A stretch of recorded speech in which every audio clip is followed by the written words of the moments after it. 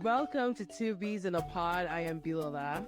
And I am B. Leonga, and this is a podcast about immigrant experiences in the US, sharing our perspectives on various topics, Including straddling cultures, fitting in, staying connected, learning and unlearning the good, the bad, and the ugly.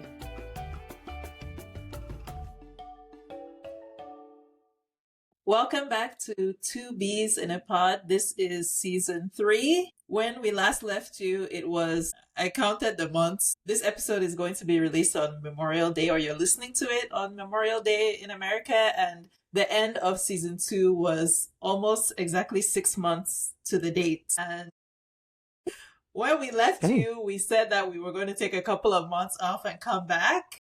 Obviously, it's been a little bit longer, so we apologize, but I mean, unless you've been living under a rock, I'm sure you know that there have been, many things happening around the world, but in America especially. So I think you guys can forgive our absence. We don't have an icebreaker today, but we're basically going to be catching up. Like, what have we been doing in the last 6 months, apart from surviving under a tyrannical government? But yeah, so I'll start with you.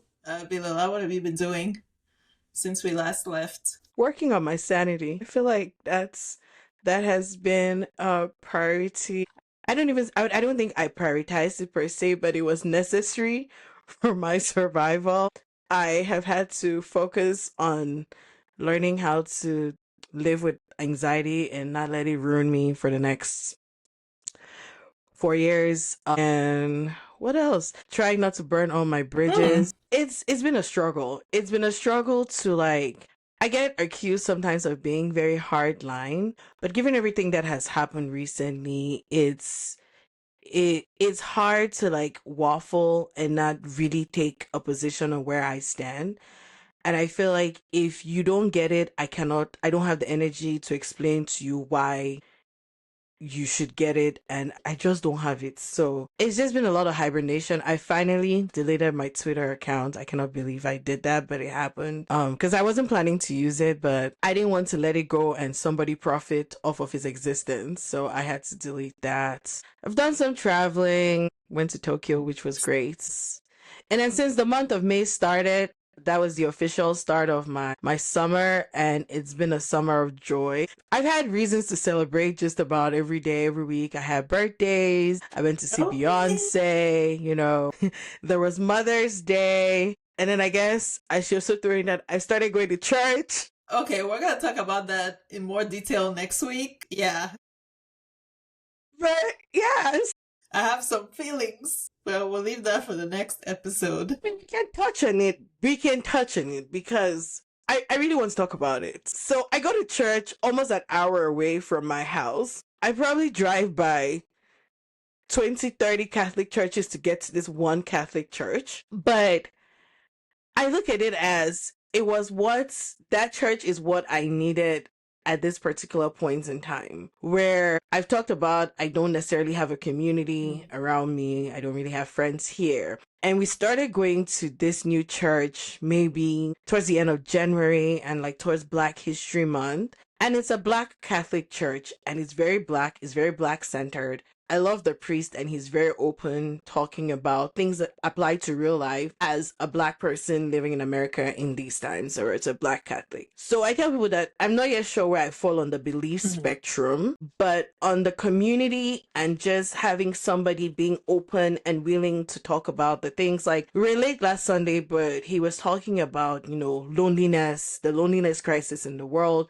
and how people don't have community, and which is probably why people are more anxious, more depressed, because you're talking to other people on a screen, but you don't necessarily get to experience them, or you're arguing with people on the screen. You don't know who the person is, psychotic or whatever is going on. And so it's just the need for community. And I found that in this current time, my new church has offered that. I mean, I love that for you. I'm a big hater of the Catholic Church, but I do agree that church it definitely provides community. So I love it for you. Yeah. So Yeah, I mean, with you, I feel like I've uncovered a new level of anxiety, maybe related to the climate, but also like work related. Yeah. But then I've also had like many good things happening in my personal life, like having a good time, like you trying to go out and do things in person versus not trying to connect as much with people online. Like if you follow me on social media, like you'll see my Instagram has been relatively dry. My TikTok, like I don't really, I'm trying, that's not to say I'm not still scrolling every day, but I'm trying to diminish the value of those online connections versus like connecting with people that I actually know virtually and then meeting new people like Meeting in person. them. Yeah. I have been trying to go to like a lot of gay events in Houston. I remember I was asking you like if you know any gay Africans in Houston. I'm still on the search. So if people are listening, you don't even have to be in Houston if you're within driving distance, and you're an African and you're queer, whatever that means to you. I would love to connect. So yeah, I've been doing things like that. Yeah. And then obviously watching with the rest of the world, like this dumpster fire that is America. I mean, when you kind of forget that you're living here, it's very entertaining until you remember that the things are actually going to impact you. It's quite comical and hilarious when you just remove yourself. I haven't watched, like, I went from being super informed to just, oh, what happened? You said, I really don't know much of anything that is happening. And I don't know if that's good or bad. We'll find out. I do know that something that I've taken almost personally is, stress and real life will always happen. You have to schedule your joy and you have to be intentional about making room for it because grief, sorrow, problem, all those other things are outside of your control. Like we can't control what these people are doing, but we surely can dance. And so I was trying to learn that. I don't even have a fan, man. I've been trying to learn wedding fans. You don't know the line dance, then you like the line dance where they put their fan. I've seen it, oh my but god! I've never I've probably seen it, but they played it at the concert and I didn't even have a fan. Okay, so thanks for letting me know so that when I go, I Better will take your fan. I'll take my fan. I'm excited. So she's going to be here at the end of June and, I'm putting my outfit together. We're talking about Beyonce, by the way, for the audience. Yeah. Yes. No, honestly, like, I think Houston is going to show up and show out. It's like your rodeo's finest fits. I know. I have to come correct this time. Like Renaissance, I was, I kind of threw something together last minute, and when I got to the concert, the outfit, when I tell you the girls and the gays, the outfits that I saw at the Renaissance concert, bruh. So I mean, like, even if you don't go over the top, like you really do need, like, I think the two, and you live in Houston, the two critical components, your boots, and you need a nice belt buckle. Like you need to go to Calendars and get you one of those like big belts, or if you're thrifting, yes, and a hat. And then like, what's the thing? I forgot what they call the thing. I know what you're talking about. I don't know what it's called. I know it. Yeah. It starts with a B. I just don't remember. I'm excited for that. Okay, so obviously, like we were saying, we live in America, and when we closed last season, we had just experienced for us, it was disappointing, right, of the presidential election in America. You can see from our not the final episode, but probably the one before that, how, we were crashing out because it was extremely disappointing, and we were not exaggerating in our reaction because it has not been 6 months since the inauguration. I think it's just like 4 months. It's like 110 days, maybe. Things that people were predicting, this administration has done, and even more. So, our reaction, I don't think was out of line. It was quite appropriate. And if you've been watching the news, you've seen everything from the immigration policy changes, tariffs, federal workers getting laid off, other more comical things like the Gulf of Mexico being renamed to the Gulf of America, and other such nonsense, threats to annex Canada and Greenland. And just, it's a lot. Like at some point I was talking to people, like they would ask me, hey, how are you doing? I'm like, I'm just trying to survive. And they were like, you should find a balance between keeping informed, because you should be informed about what's happening in the society where you live, but also like protecting your sanity and your mental health, because like you said, we don't have control over these policy changes. They will impact us, and we can only control how we respond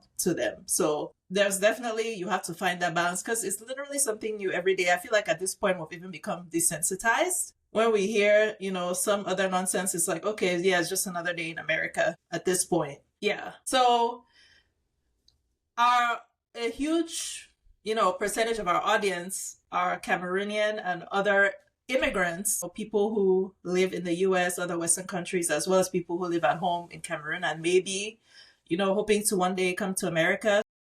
Like I said, there have been some pretty drastic immigration policy changes that are impacting not only undocumented people, but green card holders, people who are, on asylum or seeking asylum or hoping to come to America, either on, student visas or as asylees. I don't know if anybody's actually... Don't recommend. Even, honestly, even as a tourist... Do not recommend. Do not recommend. It's been a few weeks now where all the cities that are hosting the 2026, World Cup, they were revealing their, what do you call it? Their art, the design. I don't know if you saw it. Yeah. Which is really cool, but I was like, are people actually going to come to the US for the World Cup? Because honestly, if my family member was like, hey, I want to come and visit you, I would be like, I'll meet you somewhere. I don't know if you should come here. I don't think Canadians want to come either. So, I don't know what this World Cup is going to look like, because Mexico, Canada, and the US are supposed to be hosting. Mexico typically relies on America to process their visas, because if you have a US visitor visa, then you can go into Mexico. So I don't know if Mexico is going to have to start processing their own visas, because we know they ain't gonna be giving everybody visas to come here. Yeah, and even if you get a visa, I've heard so many stories, permanent, green card holders, they're coming back from, whether it was vacation or whatever, they come back and then they're being held at the airport, being detained for hours, questioned. I saw a story of a Canadian woman who was actually put in a detention center for weeks, a white Canadian woman, and she had not violated, her visa or anything like that. It was just, and she got no explanation after she was released. So with those kind of stories going around, it's like, why would you even take the chance as a tourist to be coming to the US? I've heard of, them asking to search your phone to see if you've, said anything against the current administration. I was on Reddit, I think Reddit, where they're Canadians, even Canadian employers, or these who have to travel for work, they're encouraging them to use burner phones when they're coming into the US, which just sounds wild as all get out. But it is where we are. You have to do what you have to do to survive. Make sure that you're legit. Make sure you have your resident card on you at all times. I almost always travel with my passport, even if I'm traveling domestically. Yes. I mean,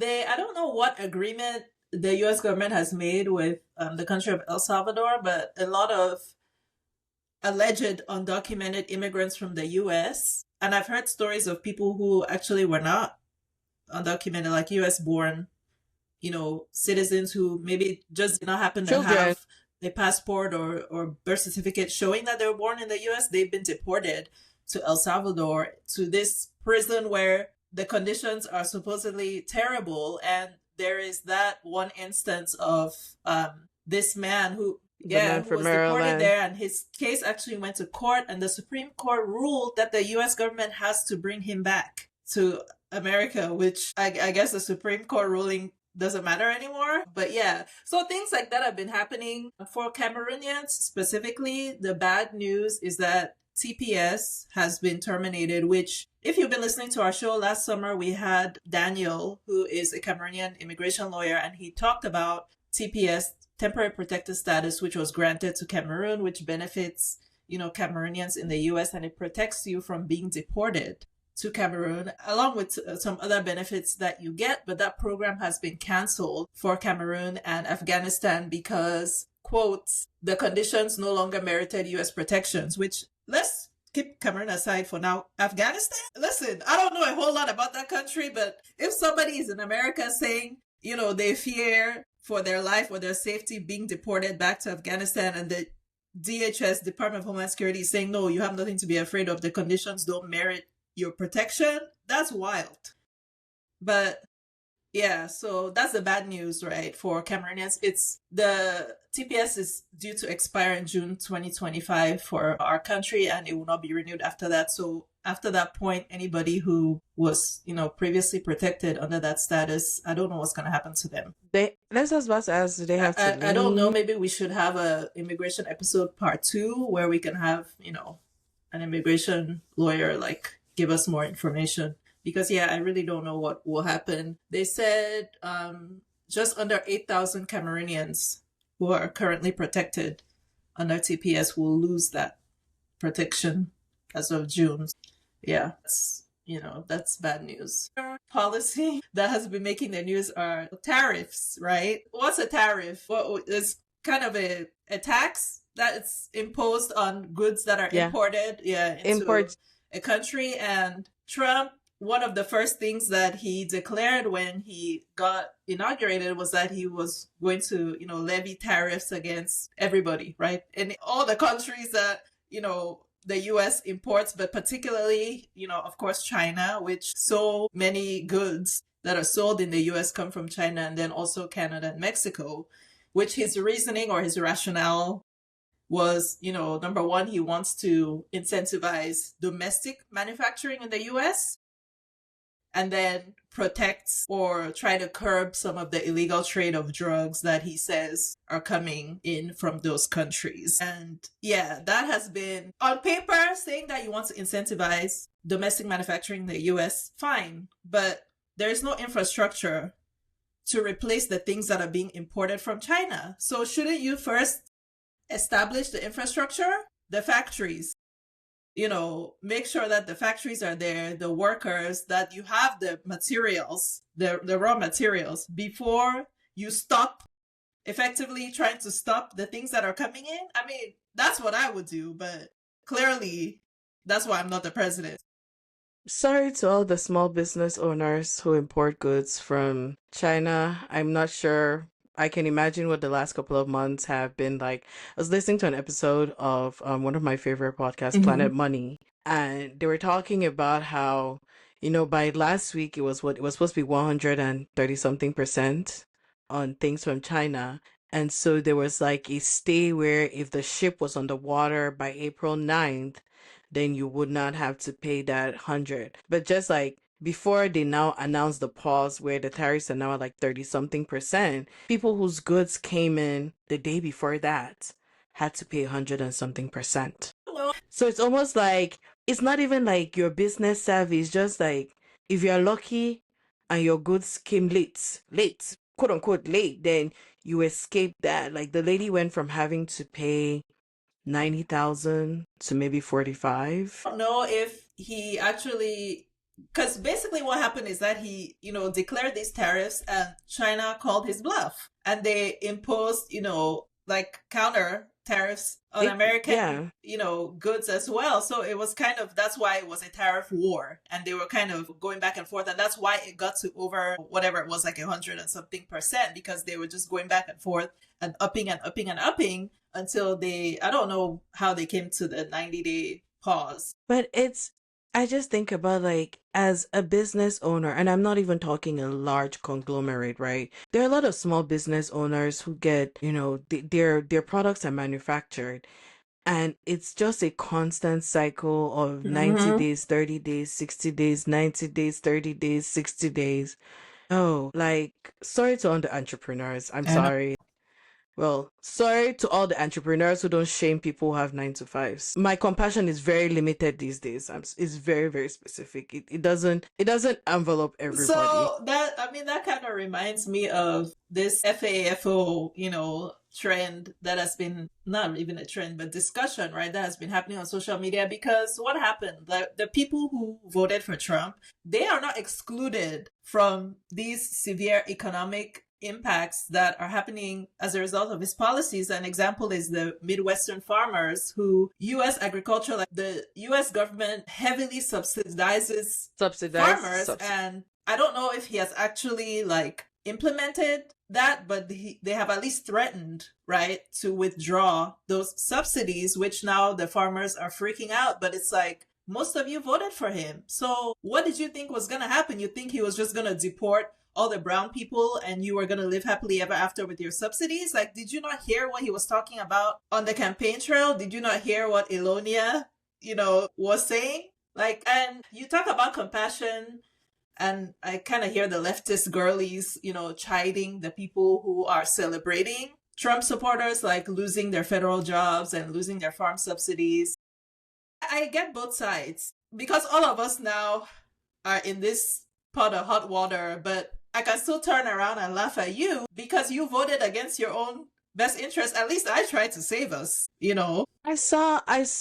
did I go? I went to visit somebody on Sunday and there was a large protest. I don't know if somebody was coming through there, but it was a large protest. And normally, because this is a very union loving area, every time I see, unions or people protesting, I usually honk for support. I didn't have it in me because I was like, you push that protest there with your maybe vote they now. did not. They should probably did. Talk to your family members. I just listen. We are where we are. We have to deal with what we have to deal with. It is what it is. I mean, I'm not saying that don't fight, right? My big fight now is I need my governor's schedule. I need to make sure he stays away from he who shall not be named, who is sucking life out of people lately. Because R.I.P. Pope Francis. And the innocent souls in India who, died at the explosion. Yeah, like I'm very preoccupied with what's happening in my states and making sure that we can keep our states the way that it is, because honestly, we are lucky to have a governor who seemingly cares about people. And you know what is really interesting? I think I'm going to go off on a tangent, but like when I look, my governor is a billionaire. Like he inherited is the Pritzker family. If you walk around Chicago, there's a Pritzker Prize for Architecture, Pritzker Pavilion. There's a Pritzker something. He was born into this money. But I feel like to me, he has shown the worst thing that he has ever done, worst that we have on record, is to claim residency. They took out toilets from a thing to show that they were not living in the house because there were no toilets or whatever for tax purposes. That's the worst thing on record, right? But through COVID, where they wouldn't send PPE to Illinois because he's very vocal in his criticism of the government, and he was sending people to Iowa to backdoor PPE to the state. Like, this is somebody who is wealthy, doesn't fundraise for his elections. He self-funds his elections. So it's like you can have money, do good, and probably still make money because his family is still making money. He might not be working the day-to-day. So why is it that the others have just decided that they want more? This capitalism where how much is enough? It's never enough. Like how much money it's is never enough because money was never going to solve.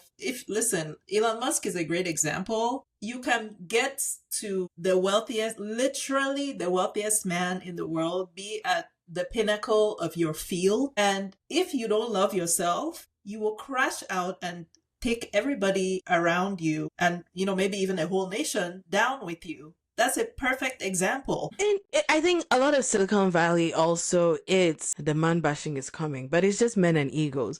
Because I find that a lot of these people were not cool. If you were quote unquote cool in high school and you were not looking for external validation, you'll be comfortable with yourself where you're not seeking things. Because that's why a lot of them have done this pivot to the hard right, and they're talking about masculinity and all these things, because they're things that you've only been able to buy, and you realize that even by buying the quote unquote coolness, like Lauren Sanchez's fiance, I mean, he sculpted his abs and done everything else, but I'm sure deep down that insecurity of the nerdy guy is still there.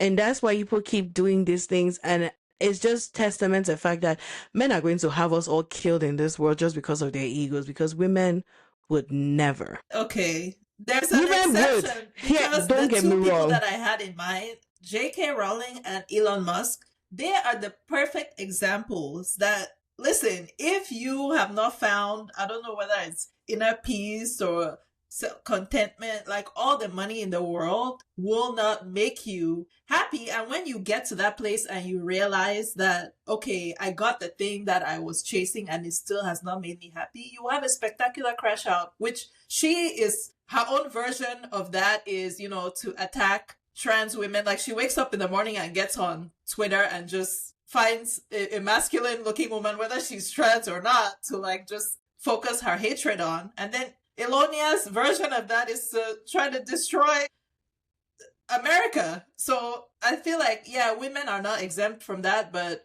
you're right, it's mostly men. The tech bros, that's why all of them were at his inauguration.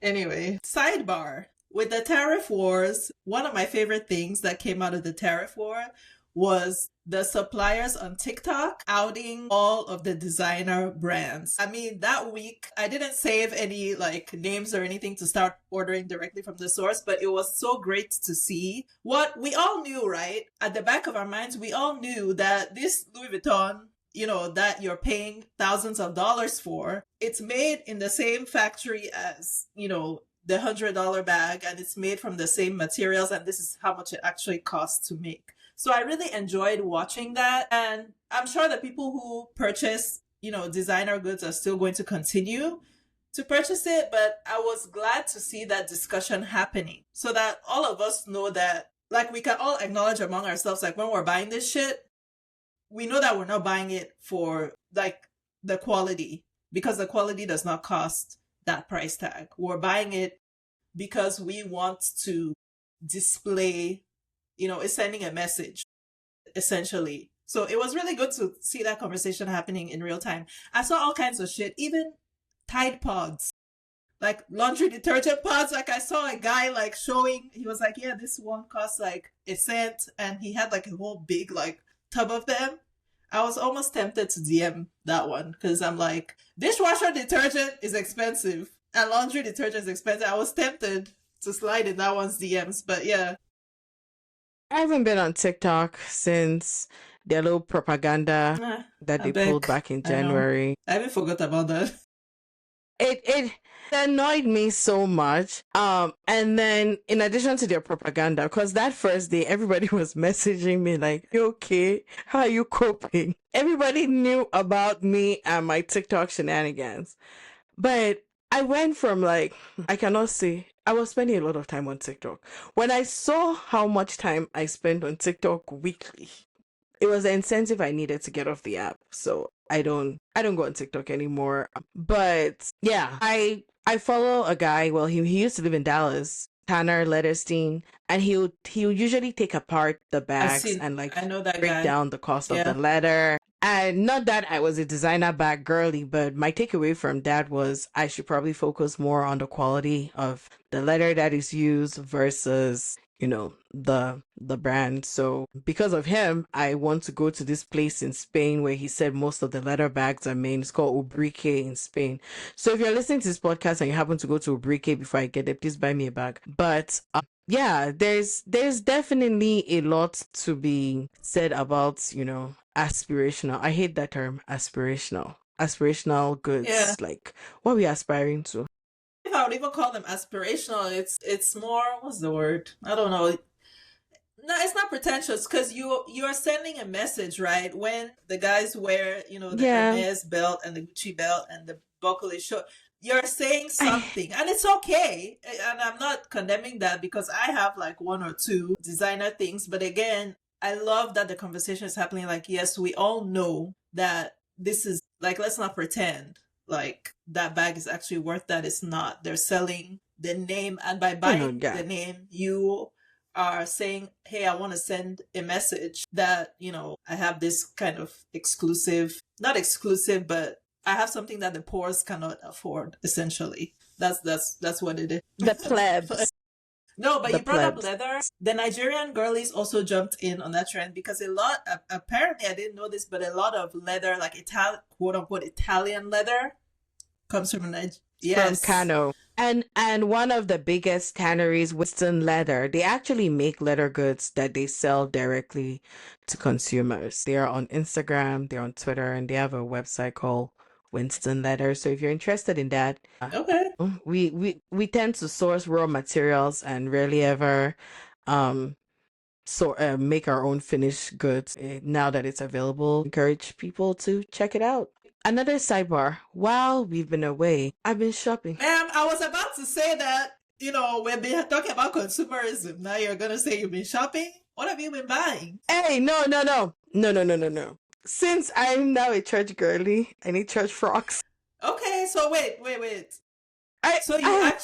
So I'm so fascinated by like that aspect of church culture, because when we were growing up, right, like you had church clothes, and then at some point when I was a teenager, I had stopped going to church by then, and yeah, shout out to my parents for not forcing me. But I remember like driving by one time, I think it was in Sokolo or somewhere like that, and I saw people walking to church, and I saw a girl wearing jeans. This was back in Cameroon when I was like, what the hell is going on? What the heliante? And that was the first time, and I was so scandalized. And even today, like once in a while, my sister will invite me to her church or something, and I can never, and they have, you can wear whatever. Like people do wear like semi-casual or even casual stuff, but I cannot. Like, I just feel like even though I'm not a church girly, if I'm entering that place, there's a certain attire that I have to conform to. I don't know. So, and American churches are pretty laid back. Even for this being a black church, you have the range, right? So you have the aunties with church hats and everything. And then you also have the teenagers whose parents don't have it in them to fight with their jeans and a cardigan. No, since Target, I haven't stepped in a Target since January. That's another thing. Same. I cannot believe that I have not done. Like I just used to go like every week. I remember my friends trying to get me to start they were like, every time I went to Target, I had to put money in a jar because they said I went to Target so much. So I haven't gone. And I could tell, like, they got super aggressive because I have the Target app. They started sending me 2-a-day notifications with, like, coupons to come back in the store. And they have my location because I would go in, I use the app. It had my location. It could tell when I was in store and what store I was at. And they got so desperate. I was like, desperation is not a good look. So I just turned off my notifications. And I haven't been back, but it's had to like force me to get creative with like where I shop and where I'm buying things, who I'm supporting. We have a boycott police in this house. good. She's very strict. She's extremely strict. I faltered one day. I didn't go to Target. I went to a different store and I had to hide all the things before she came back. And we were driving past Chick-fil-A one day and she was like talking to herself. And I was like, what's going on here? And it was just her trying to tell herself she doesn't need Chick-fil-A. She has to stand on business. And because she's been so strict, I'm like, if she can stand on business, then, I have to stand on business. And so, I mean, like, I've just been buying stuff from Nigeria. Okay. Pretty much, yeah. Not from here. Supporting the hometown girlies in the place where my currency has more value. I mean, the dollar has, been doing some roller coaster, but the last time I sent money to Cameroon, it was okay. Really? No, it had dipped like frighteningly. I haven't been tracking the Naira, but CFA, yeah, there was a time I was like, oh my God, but then it seemed to recover a little bit. Not kind of to where it was last year, but it seems, See, a currency that the what's the currency in Yeah. Japan? I keep forgetting. Yuan, yen. Yes. So the last time we went to Japan, I remember the train was like ridiculously expensive. I feel like it was like $16 a day for our travel cards.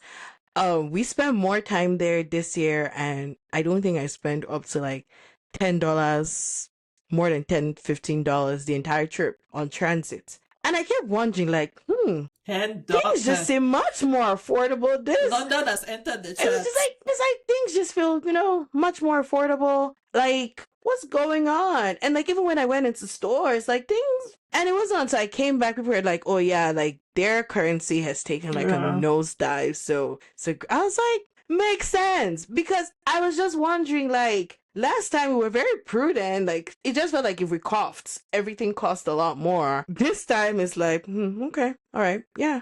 But like the cool thing about Tokyo was, like here, every time you want to do Apple Pay, you have to like do your face. Once you have your transit card, you just tap it and it reads it without you doing all that Okay. extra stuff. That's cool. Well, I want to give background for people who might not be aware about the Target boycott, right? Like, so Target is, you know, a really big chain store in America, and they sell all kinds of things. Honestly, like really, really cool things, unfortunately. But soon after this administration, you know, came into office, and one of the first things that they've been attacking it since, DEI, you know, diversity, equity, and inclusion, which is policies that a lot of corporations have in place to do exactly what it says, like make access more equitable. So Target had this program, which one of the big things that they did was platform like Black and queer and women manufacturers and businesses. So soon after, I feel like it was right then, they announced that they were scrapping that first day, like day one. They announced, like unprovoked, that they're scrapping their DEI policy. Like, was it was the thing. unprovoked. Like, yes, you can. The administration is probably going to attack you at some point, and they have other corporations who have stood their ground.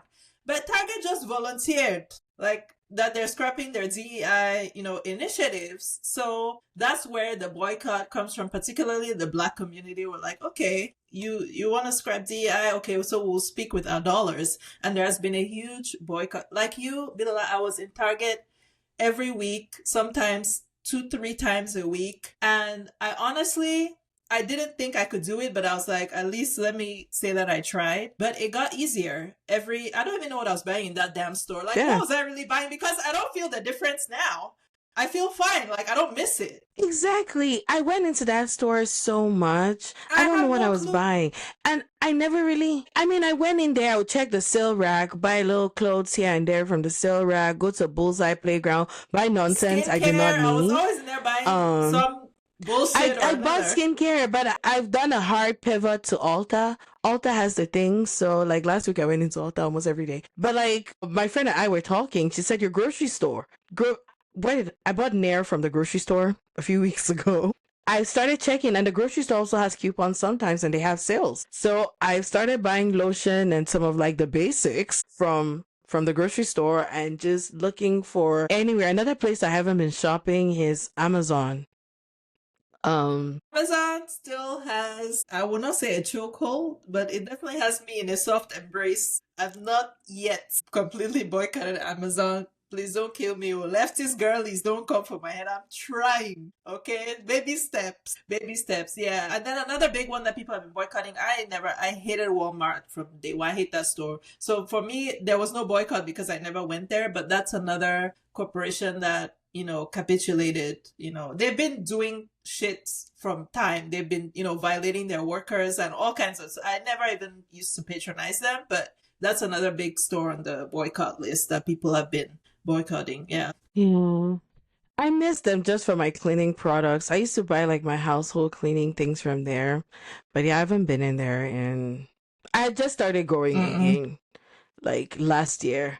But you know, I'm a Costco faithful. I signed up for Costco. Let me tell you something. First of all, that store gives me anxiety, but I was like, you know what? I'm trying to show support with my dollars. And me as, you know, a one-person household, I don't think that there's a big financial benefit for me to shop at Costco. But I mean, they do have a lot of cool stuff there, and they do delivery, so I don't have to go in the store. Delivery.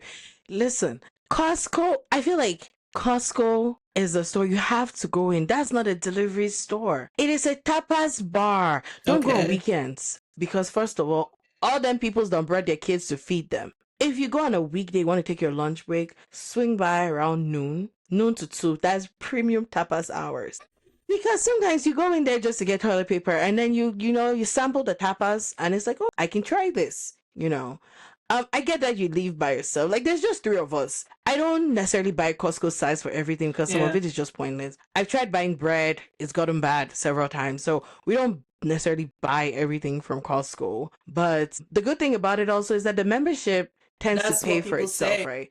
I think I have the Costco City card, and then we buy gas from there every now and again. And then like household staples, toilet paper, certain yada yada yada. For the last couple of years, every time I get my check, I just go in there, cash it, and pay my membership. That's what people have said. And then whatever is left. Yeah. And then you can, like, for the longest time, I did car rentals through Costco also. A lot of people have talked about like booking Yes. cruises and like resorts Yeah. through Costco. Try on a weekday, just walk through there, you know. And you can get, live in Texas. So in Illinois, they sell alcohol in our Costco. And Costco makes like a 2-liter bottle of vodka that they sell for like $20. Texas. We always have to be extra. Anyway, so we talked about Elon Musk, right? I know that we have been previously warned to be careful about what we say on this podcast about the administration, but it's a known fact he bankrolled Trump's campaign, and he is getting his money's worth. He's getting what he paid for because he has a position. He's the right-hand man. I mean, sorry, JD Vance, but I don't even know if right-hand man is the right word. He's the co-conspirator, the co-owner of America. He's yeah, he has to get his money's back. Yeah, so he was appointed, Elonia was appointed the head of DOGE, which is the Department of Government Efficiency. A position that did not require confirmation or security clearance or all the things that in regular times would be required of somebody who has access to that kind of information. Federal personnel records, budgets, things like that, and so all of our social security information. Have the scammers been coming at you lately? They've gotten sloppy, but they're like aggressive. Like phone calls? Somebody text? I get them by text a lot. I got a text from a Singapore area code that was supposed to be from USPS. And I'm just like, come on now. You're sloppy. You guys are sloppy. How you gonna send a Singapore USPS? But every day it's a recruitment scam. It's a USPS scam. It's an insurance scam. There are just so many scams. And I'm wondering, like, did somebody sell my information on the dark web? Honestly, if you've been, I believe this conspiracy because everybody's apparently hiring, but nobody's hiring. So I feel like these companies are getting our information when we do job applications, and they're selling that shit. Like, because again, I feel like the more I apply, the more scam calls, like recruiter, like scams, text scam recruiters. Yes, the scam recruiter. Oh my gosh. I deleted my Indeed account for that because I watched a TikTok video last year where somebody was saying they got their identity stolen, and I don't remember why they said it was from Indeed, but I deleted. But yes, the scam recruiters are also like, they're working. Anyway, so, as his first and maybe only order of business as the head of Doge, Elon, quote unquote, is trying to save money by, it seems like the firing, there's no rhyme or reason for, the way they're firing federal employees, like cutting different programs. Yeah, they have been firing thousands and thousands of federal employees from the IRS, from NOAA, which is like the weather/ocean agency. I feel like they're important. Where's the other one with travel? Yes, FAA? we had a dust storm last week. We got emergency warning, and it was like dust storm, and I was like, what is this? We live in the desert. Until I looked in the direction which it was coming, and I could Not see a tornado, it coming. a dust storm. The tornado was the day before. The dust storm was on Friday. When I say we're living in end times. And it's so strange because I've heard of dust storms in like countries under the Sahara where that makes sense. Like wind is blowing, it blew. But I'm just like, where did this dust come from? There's no desert. Is there any desert around you guys? I was wearing a white shirt. You could tell that it got dirty from something. And then I was sitting on a table, and every time I put down the wet glass, I would see like dirt. And at first I was like, where is this coming from? I was like, oh, is that dust? That's crazy. Yeah. I can't even keep track of all the things that they're trying to cut, but I mean, you can just, if you're not aware, you can look it up from the Department of Education to USAID, which was another heartbreaking one because a lot of the programs with USAID, help people in African countries, particularly like children with HIV and AIDS. That was cut. I want to talk about USAID because I feel let's not even focus on the programs. There are over 100,000 US employees employed by USAID in foreign countries. Like outside of the aid portion of the work that they were doing, But that is like over 100, and that's just like direct hires. You Right. also have the contractors, and you've rendered all these people unemployed. Are you planning to give them? And there are people there who have not lived in the US in over, what, 2 decades, 3 decades. They don't have a home here or anything. And all of a sudden they're unemployed, and it's like, what is happening? Because some of them are still in limbo, right? Because of the courts and the freeze and this, and they're bouncing back and forth. I just felt like, I didn't mean to interrupt you, but I just wanted that we should also focus on that, because a lot of the time we think about, yes, there are people who were in the middle of like even drug trials, and they just abruptly stopped that. We're probably going to find out in a year or two what the ripple effect was. Or food that was already shipped out. They didn't want to pay the suppliers, and then you had food that was supposed to be given to children, families sitting in warehouses that cannot be cleared because of Like, no let's payment. even just keep aside the rationale of like, cutting all these jobs. Let's say it was justified. Why would you do it in such like a chaotic, abrupt, like haphazard way? Like, this is something that you should be phasing. First of all, like, I want to see the audit that they did to justify all of this cutting. Why are you expecting That's common true. sense That's is what true. I'm asking. Because, okay, I know that, like I said, we're living in a dumpster fire, but one of the most entertaining things for me in the last 4 months was the day they were selling Teslas on the White House lawn. I didn't see Bill, that. what? I'm going to send you the video after this. Actually, if I can, I'm going to insert it into this episode so that our viewers can see and our listeners, you'll hear and you can go and look it up. That shit was so funny. I was like, America is so embarrassing. That was the day that I knew we were cooked. I said we are cooked. The day they were selling Teslas on the White House lawn. And it's very safe. It's very strong, heavy. It's all steel, stainless steel. But the cars themselves. So what is this one, Elon? That's the Model Y. That's a Model Y. So I have a lot of information, including the price. Yeah. I want to make a good deal here. I do notice this.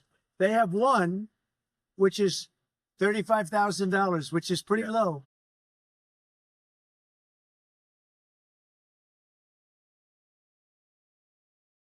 And he had the paper. It was a paper and he had written the prices. He was like, yes, the Model S, very affordable, $39,000. And then he got in the car and he was like, everything is computer. It's a different panel. Everything's computer. You didn't see that video? I'm shocked.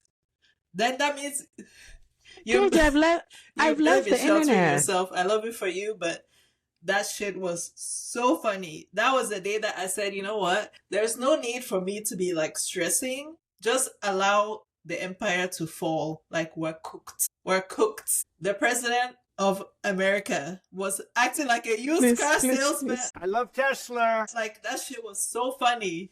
Vedeme Bruh. Trump. But, all hope is not lost. Like you were saying, the courts have been fighting back, right? The federal workers, I don't know how many agencies sued the administration, but they took it to, court, and the government was ordered, or those agencies were ordered to rehire those employees back, which they did. I mean, people are not just laying down and taking it. Like, people are fighting back and they're winning in many cases. They're challenging these rulings. And like I said, the Supreme Court ruled that they were supposed to bring that man back from El Salvador. Other state Supreme Courts ruled that they should hire back, that those federal workers were unjustly terminated, which they were, because the reason that they gave for terminating them, which I don't know why they were this dumb, they said it was performance-based. And you cannot just fire somebody performance-based without showing documentation that they had received warnings and they were not doing their job correctly, which was not true. So they had to, hire them back, which they did. So that was a win. And then another good thing that, I don't know if you follow like other countries' politics, but other countries now are learning from America that, right wing, I don't even want to call it conservatism, because that's not what it is. Like, this right wing. It's just populism. Right wing, like anti-immigrant, like anti-DEI, anti-diversity, homophobic, misogynistic agenda. Like, it's not the way to go. Like Canada and Australia, both the left, I would call them center left parties of those countries, they had some really surprising like victories, right? So both Canada and Australia, the left wing party won the prime minister seat, and the challenger, like they both had kind of right wing, or conservative challengers for the prime minister position. They both lost, and not only did they lose, they lost their own MP seats in their district or whatever. And they had been holding those seats for over 20 years. So it just goes to show, like, Canadians and Australians saw what was happening in America, and they said, Oh no. I think the Canadians collected sense yeah. real quick, because I think post-COVID, they had the same inflation like everybody, and it was all Justin Trudeau's fault. And so people started swinging that way. But once they saw what's happening down south, it's like... Yeah, especially after he threatened to, like, annex Canada. Everybody came together and said, my favorite part was when, I don't know if it was their prime minister, but I think it was, where he was threatening to cut off the electricity to Michigan. And Michigan, there's one other state that gets their power from Canada, and he was threatened. And I was low-key praying that he would do it, just so that everybody learns it. Well, I mean, obviously the people who will be impacted, don't deserve it. But I'm like, nah, you should do it just for a few hours. Cut it. Listen, mine, which I was just like, since we all want to be crazy. If they don't want to give federal funding to the states, and we know that some people give more than they get back, maybe we should start telling these employers that all these taxes people are sending to federal government, please send to the state government. Since we're all crazy, because they cut federal funding that day, they paused everything. Kids, school lunch, kids, neurodivergent kids who have assistance, all of that was gone.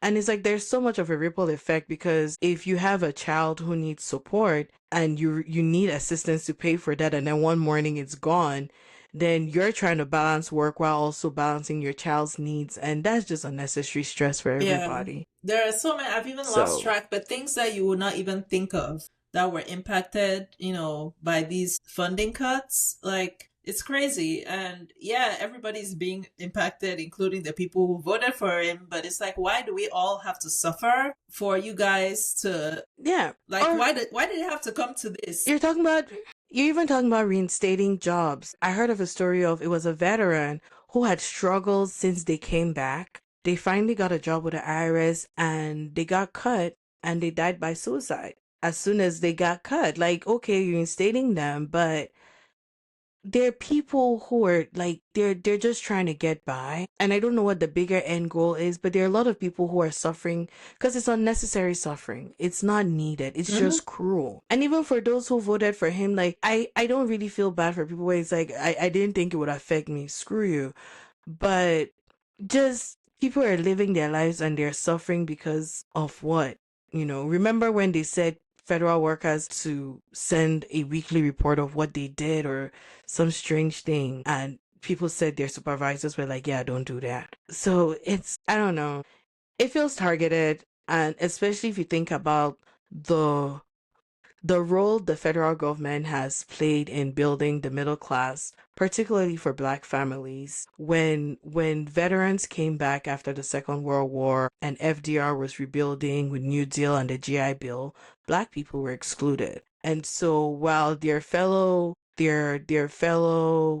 armed forces men, whatever they call them, their fellow fighters were able to get subsidized housing, tuition assistance, they were excluded. And you see that this is shouting generational wealth, but that's how that stability skipped an entire generation.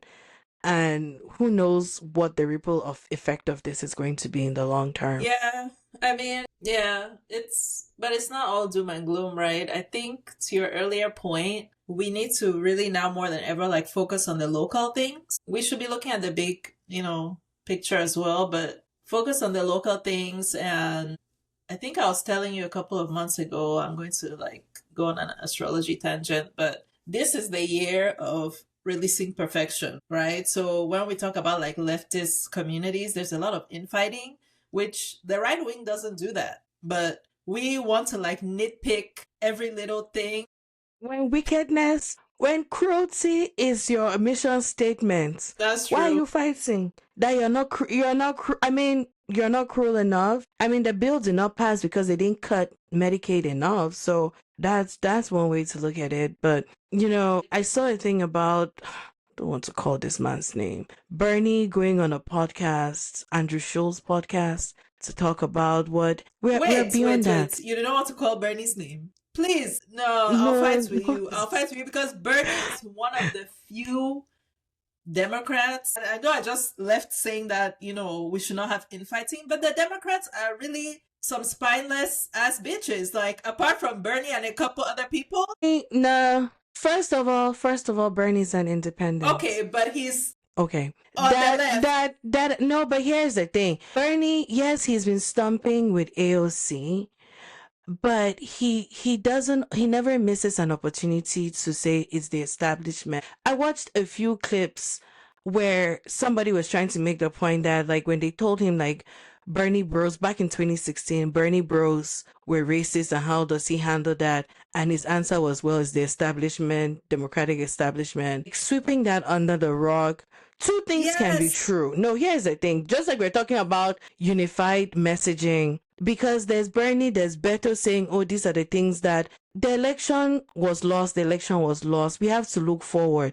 These people are not looking behind they're looking forward to see how they can disenfranchise more people from the next election. They are looking forward to if there is a next election.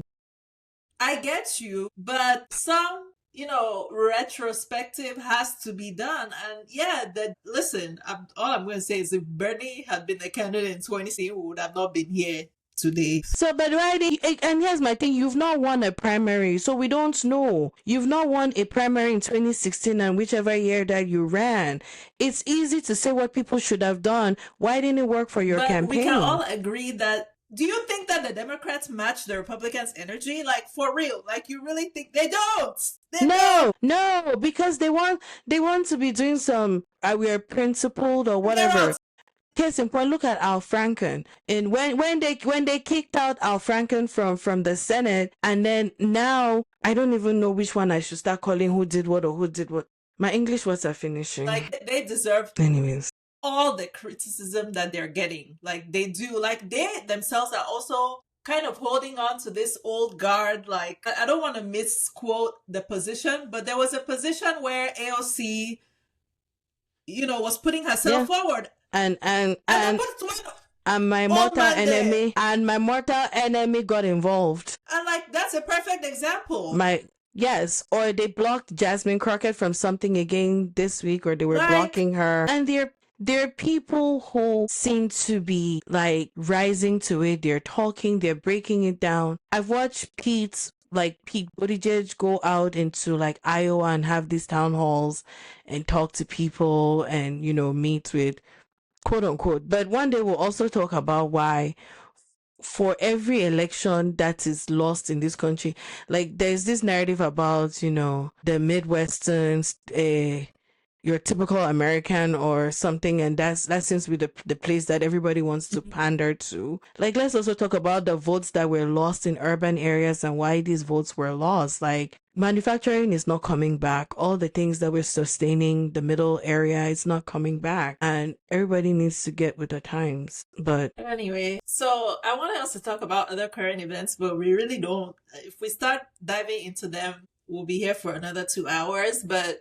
just to touch on, men being held accountable, Diddy is on trial, and I'm trying not to use it. I'm trying not to view it as entertainment because people were harmed, severely for over a long period of time. So I'm trying not to see it as entertainment. But yeah, the Diddy trial is ongoing, and man, the details. I blocked a lot of strangers on the internet in the last week. People who are talking shit about Cassie? I have blocked a lot of strangers. I didn't even comment. It was just, if this is how you think, I'm blocking you so that I never see the nonsense that you're victim blaming and all of the things. And it's women. A lot of it is women. I haven't made it to wherever the men are. It has been women, Black women, who are writing a lot of these things. Let me just say this, because I heard somebody talking about, oh, she was there for the money. Let me tell you something. There are broke women with broke men in abusive relationships who cannot leave those relationships. So it's not about